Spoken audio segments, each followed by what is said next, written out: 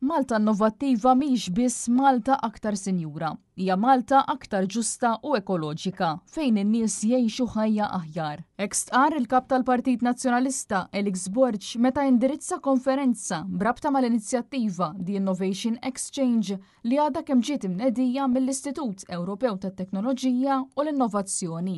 Liema inizjattiva se sservi bħala forum nazzjonali fejn imprendituri, startups, dawk li jfasslu l-politika, akademiċi, investituri u partijiet interessati fil-komunità jiltaqgħu flimkien sabiex jiddiskutu l-isfidi li qed jaffaċċjaw u jiżviluppaw soluzzjonijiet prattiċi b'mod konġunt.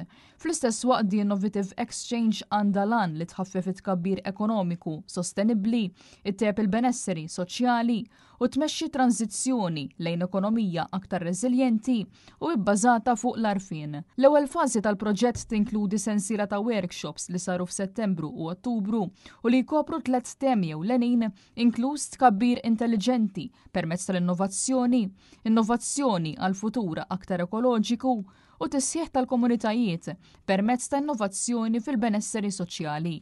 Fid-diskors tiegħu il-kap tal-Partit Nazzjonalista Elix Borg tenna kif din ma kienx biss konferenza, iżda r-riżultat ta' xhur ta' preparazzjoni u ta' nies jingħaqdu flimkien minn madwar l-ekosistema tal-innovazzjoni lokali.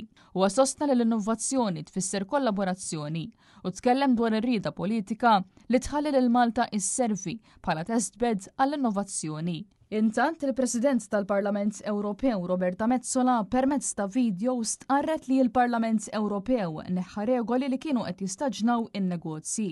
Hija tkellmet dwar fondi sabiex imorru għal startups u negozji sodi, infrastruttura diġitali u AI data centers. Roberta Metsola insistiet li l-Parlament Ewropew se jkompli jipprovdi fondi għall-edukazzjoni, ir-riċerka u l-innovazzjoni għaliex fuq kollox huma t-3 pilastri ewlenin li fuqhom huwa mibni il-futur.